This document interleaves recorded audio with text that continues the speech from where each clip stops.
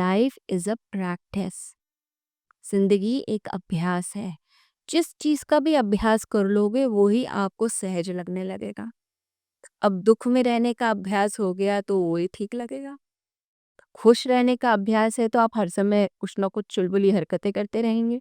साथ वाला परेशान हो जाएगा कि इसकी शरारतें बंद नहीं होती, हर समय हंसता रहता है या हंसती रहती है, इसकी हंसी बंद कराओ। आप कहते हैं अपने आप आ रहा है, क्योंकि हमने वैसी ट्रेनिंग दे दी, प्रैक्टिस कर ली।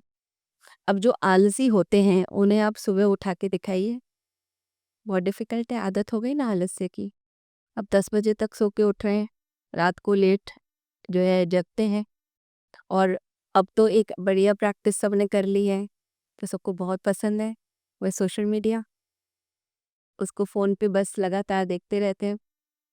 फेसबुक को देखते हुए, इंस्टाग्राम को देखते हुए लोग कहते हैं पता ही नहीं चलता टाइम का, टाइम ही बीत जाता है, 2-2 घंटे निकल जाते हैं आपके, आपको पता ही नहीं। गर्दन भी आपकी स्टिफ हो जाती है, गर्दन में दर्द भी हो जाता है, आंखें पथरा जाती हैं, लेकिन व्यक्ति छोड़ता नहीं उसको, क्योंकि लगता है बड़ा मज़ा आ रहा है। आपने क्या क्या अभ्यास करके रखे हैं, क्या क्या चीज़ों को मन में आप बसाते हैं, किस किस तरह के थॉट्स को आप लेते हैं, ये सब चीज़ें आपकी हैप्पीनेस को इफ़ेक्ट करती हैं।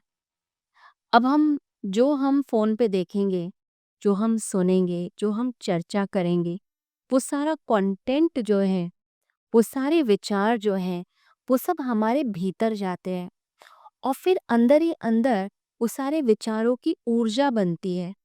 जैसे अगर सारा दिन कोई व्यक्ति दुख की बातें करता रहे, निंदा चुगली करता रहे, उसका चेहरा बुझा बुझा दिखाई देगा।